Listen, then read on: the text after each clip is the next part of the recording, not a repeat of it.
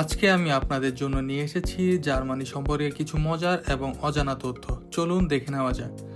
জার্মানিতে বিশ্বের সবচেয়ে দীর্ঘ অটোবান রয়েছে, যেখানে কিছু অংশে স্পিড লিমিট নেই। হ্যাঁ, আপনি চাইলে যত দ্রুত খুশি গাড়ি চালাতে পারেন। কিন্ডারগার্টেন হচ্ছে শিশুদের শেখার এবং সামাজিক জীবনের জন্য এক দারুণ জায়গা, যার উদ্ভাবক জার্মানি। এটি তৈরি হয়েছিল 1837 সালে।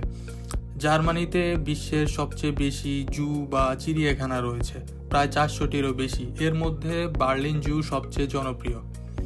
আপনি হয়তো জানেন না, কিন্তু হটডগ আসলে জার্মানি থেকে এসেছে।